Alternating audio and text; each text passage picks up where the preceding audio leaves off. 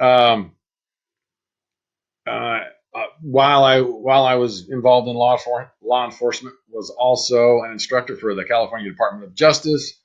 Um, I wrote, I was a co-author of the basic and advanced cell phone courses.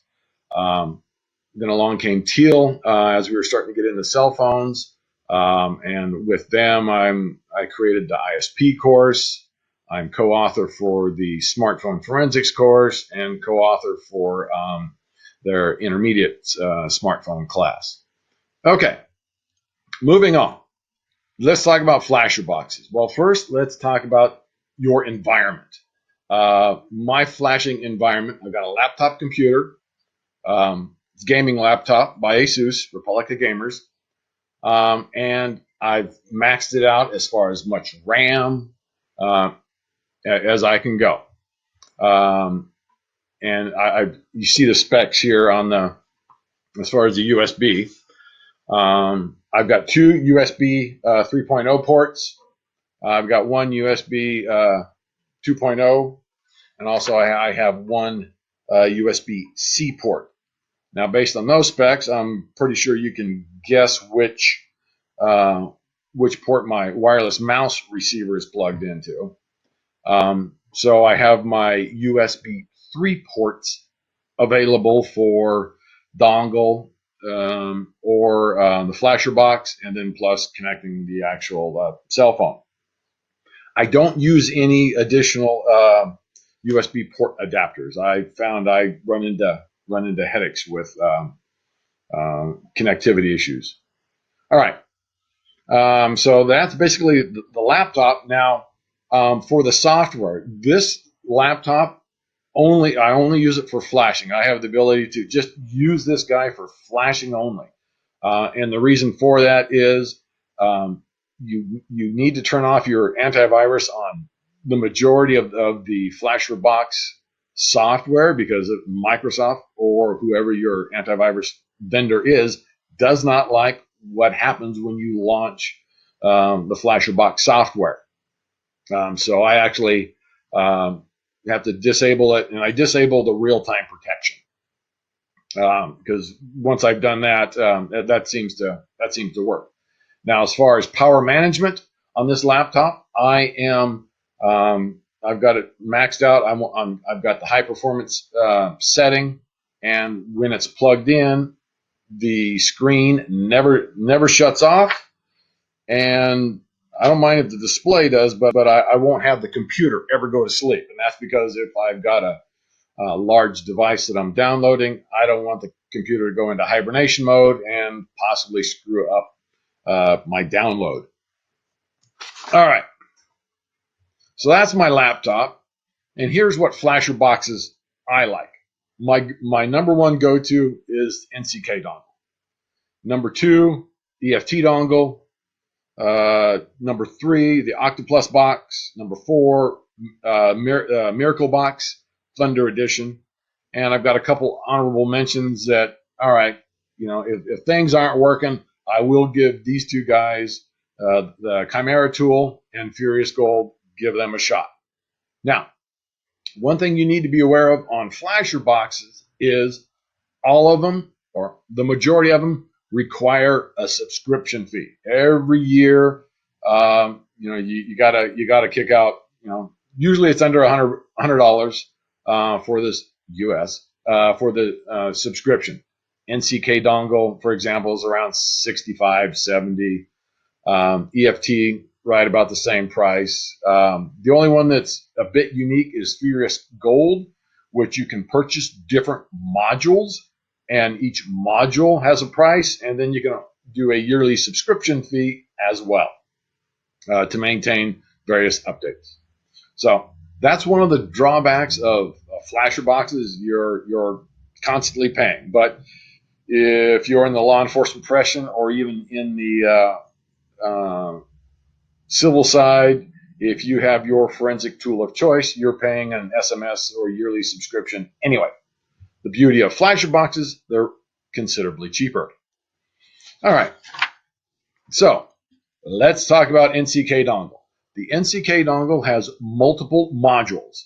Now, for the newer cell phones, you're going to have either like a Qualcomm or CPU or a MediaTek type chipset with NCK dongle. If I have a device that has a Qualcomm chipset, I'm launching the Qualcomm module, and here you see the main screen of the NCK dongle. In order for the NCK dongle Qualcomm module to communicate with a device, that device needs to be in EDL mode. That's emergency download mode. Now, the NCK dongle does not provide you with tips on how to get the device into EDL mode. That's where your skills come in handy. You have, the easiest way is power up, power down. I'm sorry, volume up, volume down. But usually on some of the newer devices, that doesn't work. So you're having to go into try other methods, whether it be an EDL cable or actually going into the device and shorting out either the command location or the data 0. I've had better luck with command. Okay, so that's the main screen, but you can't perform any of your downloads here. You need to go to the firmware utilities tab. Now, on the firmware utilities tab, you see I have a couple items that are highlighted. One is dump firmware, and I have the dump raw user data box checked. I need that. Down in the bottom center, you can see that my laptop does recognize this device in EDL mode, and it's told me the type of CPU that this particular device has. And just to the right of the EDL port, we see the type of storage device. It does make a difference. All right. Now, a piece of interesting information that you will need is the hardware ID.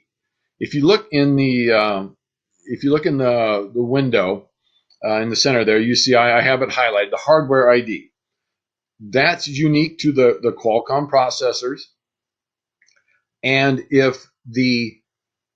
when you attempt to read it, which I did here and it failed, I do have the option of searching. Well, I had a buddy create my business partner create a Python script, because I don't do Python just yet.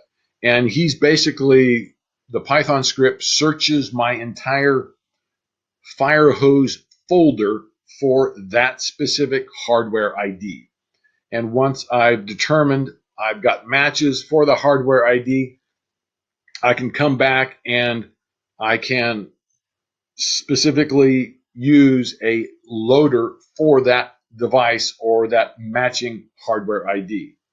Now, on some of the earlier Qualcomms, like the 8909 or even the 8916 CPUs, sometimes the generic Firehose loader will work.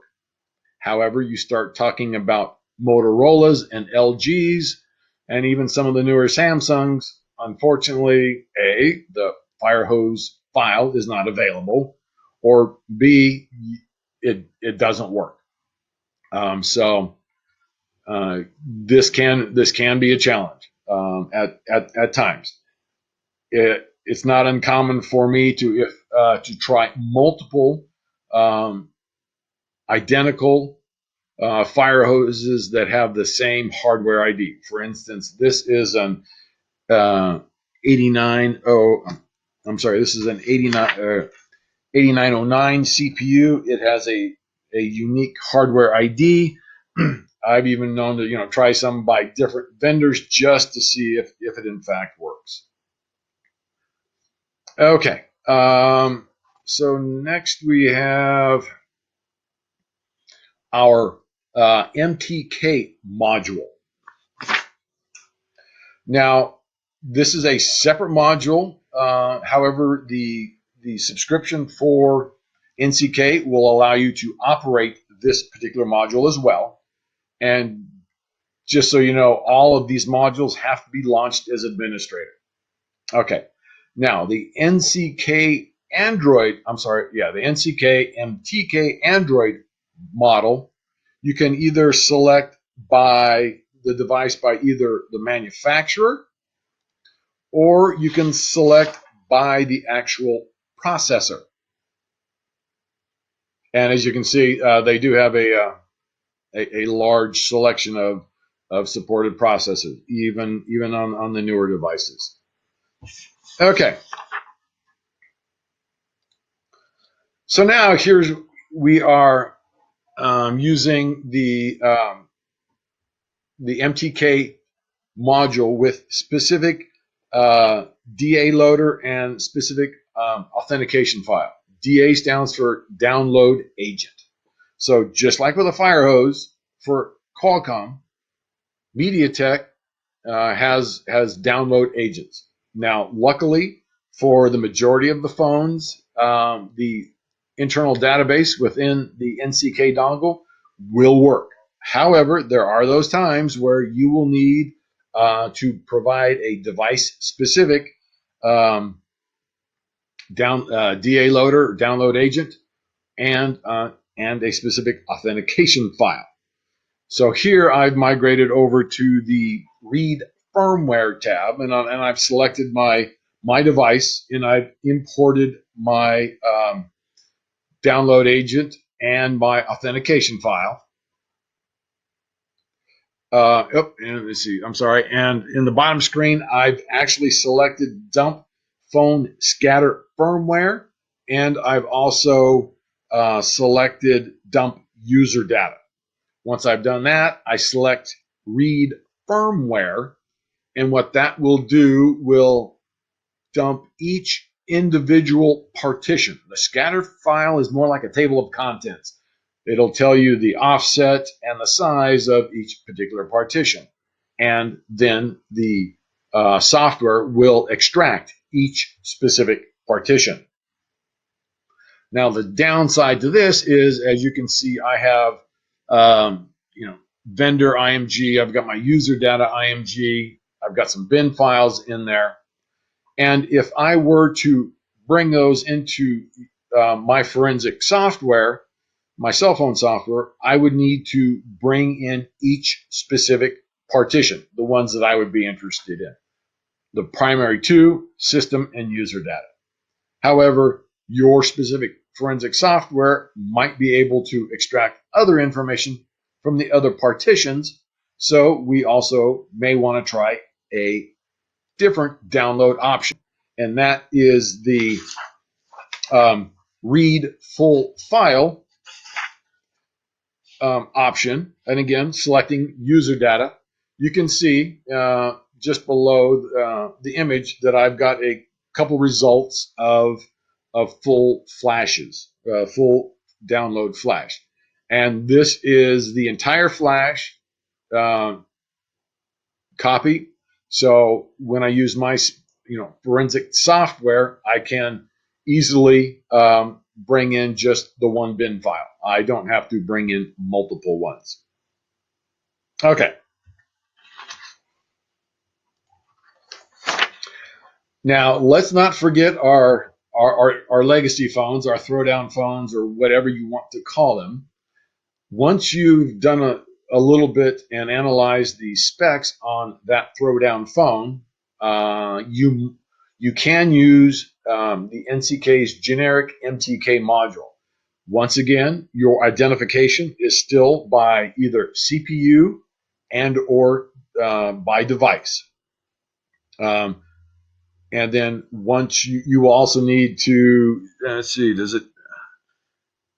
once you go from there, you'll be able to download it. I'm looking for the, that's in a different slide. Okay. And you'll be able to, it'll upload the DA agent and then download the contents of your legacy throwdown phone. All right. Another module that gets some use, and that is the Spectrum module. Now, this particular module will just supports the Spectrum CPU chipset. I am seeing these in lower end phones. However, they are still available with on devices running Android 8. I had one about 2 months ago that had Android Go on a Spectrum device.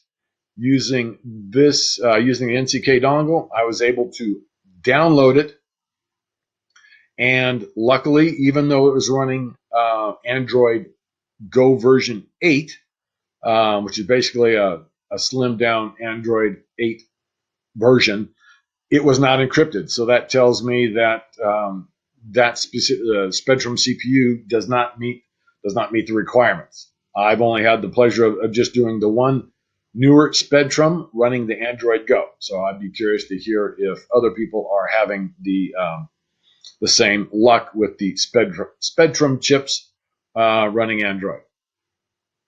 All right, so that is the quick down and dirty on the various NCK modules that I use.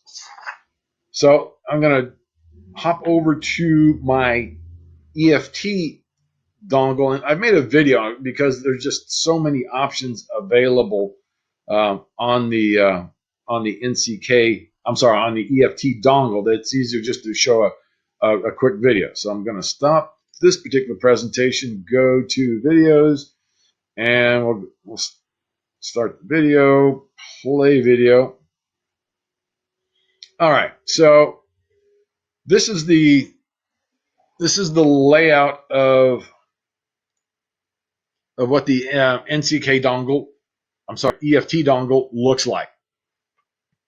Now, this device, some of them, depending on which option you select, will require the password or the passcode. So, but if you can also use this tool to make your own rootkits, repairs, kernels, for your specific device. Now, if you see, I will click on. I've got Samsung, and now down below we have all the options available for the Samsung. You can see right now we have the EFT tab highlighted. We can go to FRP, and here's just some of the. We can go to Flash. Now, when we go to Make Root, you'll see that it will root a kernel for 4.3 to 5, and then 5.1 and higher. If we are in the repair, we can do that. And you can see there are numerous options that we can that this tool provides. Now, I've stopped it on Make Kernel. You can see where this device requires a boot IMG file, which you can get from either a firmware download, or you can get it extracted from a identical test device that you have. And then this tool will generate whatever you would like, whether it be make kernel for the unlock reset and so on. Okay, well, it can also make recovery files, and it can unlock bootloaders, but I dropped down to it only supports a couple of them, not a whole lot.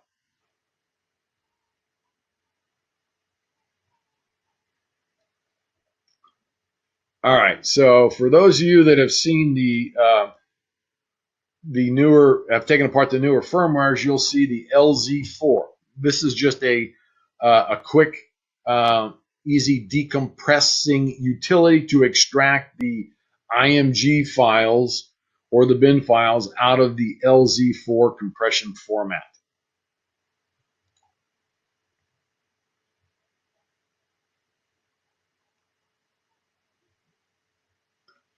All right, and going back, Now, going back to that top row again, you can see it covers multiple devices. And here's what's available for HTC.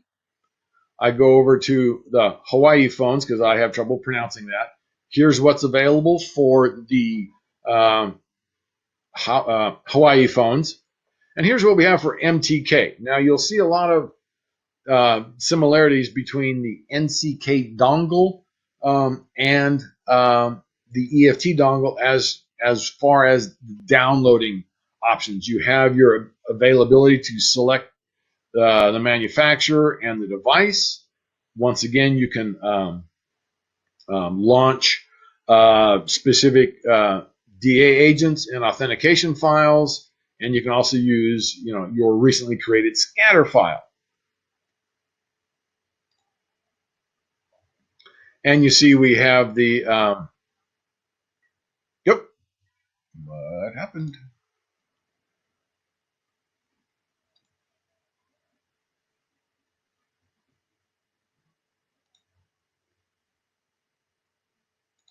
All right, so clicked on the wrong button. All right, so now we have our MTK, and going from there, here is what's available. Now, the nice thing about the MTK, you do have EFT will present you with a screen, be able to generate a screen lock, and also make kernels. Here's what's available for the LG. And we have Motorola. Not a whole lot for the Motorola. Those have been a pain. They're not a lot of them out there, but they are a pain. Asus, Xiaomi, and now with our Qualcomm, again, we have various selections we can use. If the EFT dongle does not have a Firehose file that will allow you to communicate with your device, you have the option of importing one. And you can see you have the EFT, and I should be going into clicking on the. All right, so there we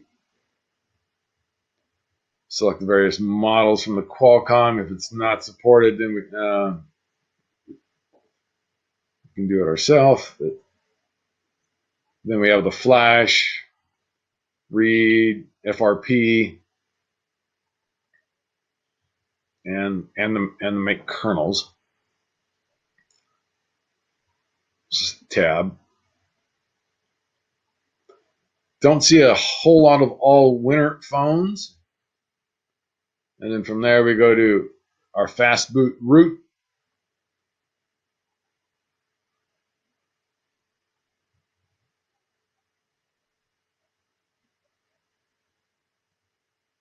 And our fast boot tools. And finally our ADB. But again, this one's going to require the device to communicate with ADB. All right, so I see I've gone about 25 minutes. Actually,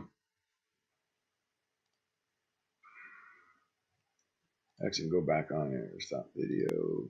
Okay, so those are just a couple of the dongles that I use. As I mentioned, there's a couple others that I use as well when my go-to do not work. Now,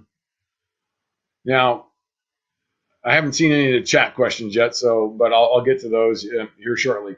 One thing that you need to be aware of, the FlasherBox tools allow you to download the various devices. However, these flasher boxes are made for refurbishing cell phones. They're not forensically sound. They're not geared towards law enforcement.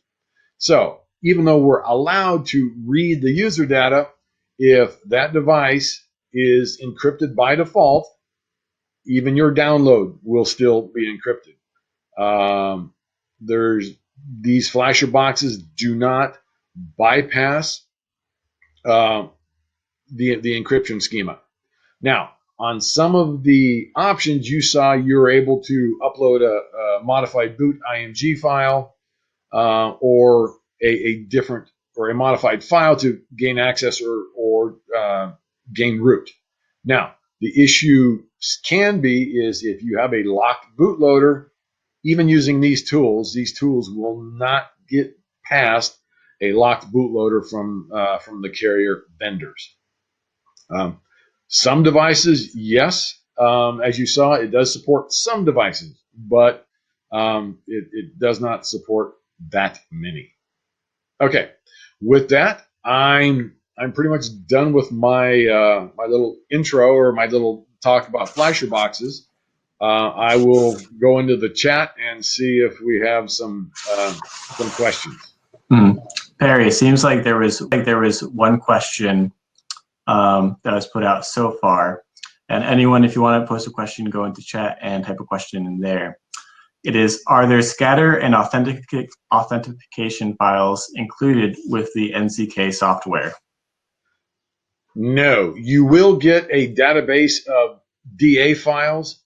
However, if you are trying to get the authentication file, that you're going to have to find on your own, and possibly that might be available in the OEM firmware.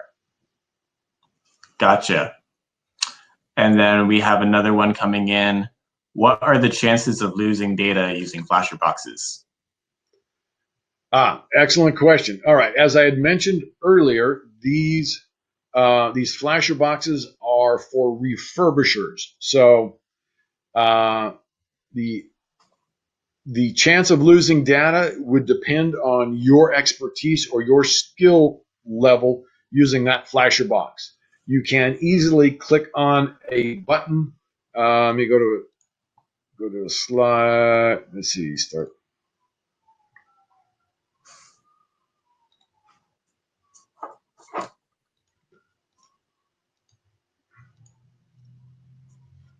See, so, looking at my notes here, you can see. Well, if we go to on this particular one, if you look at the right tab,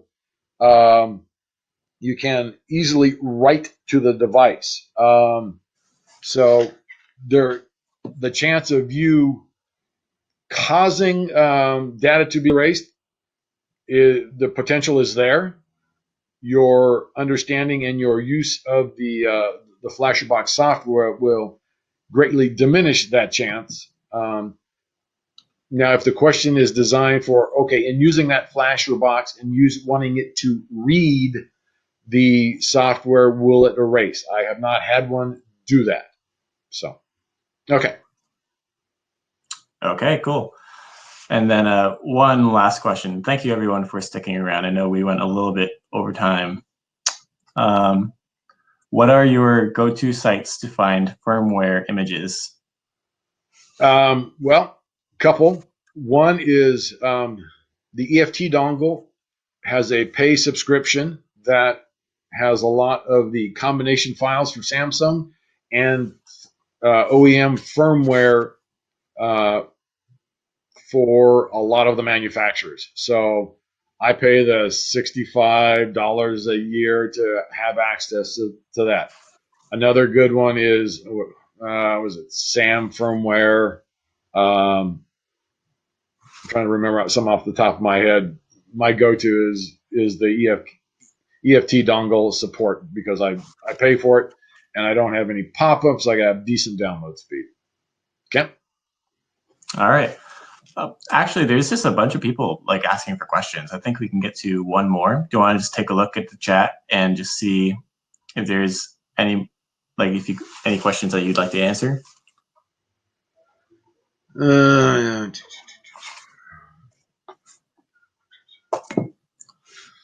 All right. So Michael's asking, are you using these boxes to get physical extractions on phones not supported by commercial tools? Yes.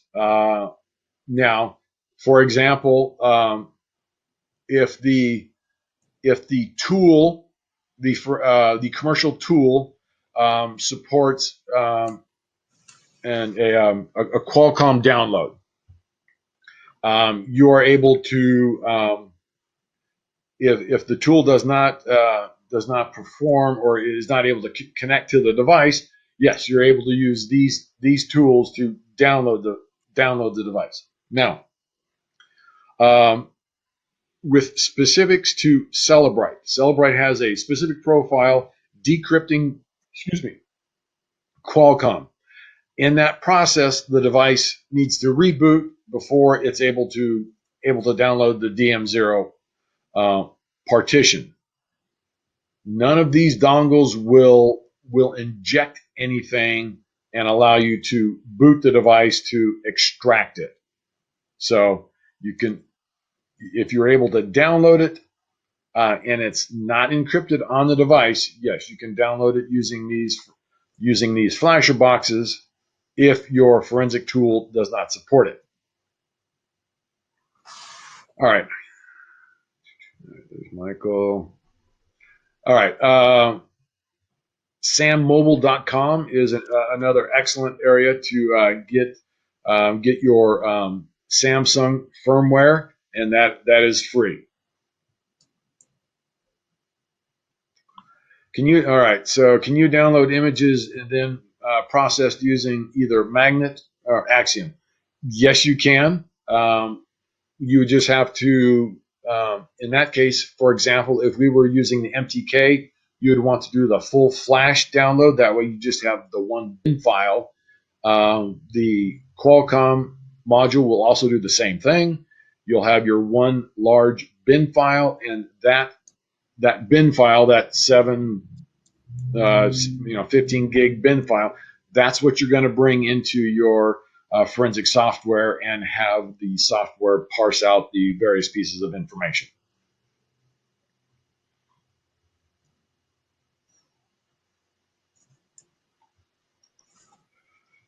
All right, so can you say something about all winter Chico cell phones? I would need the chipset, and then I can go from there.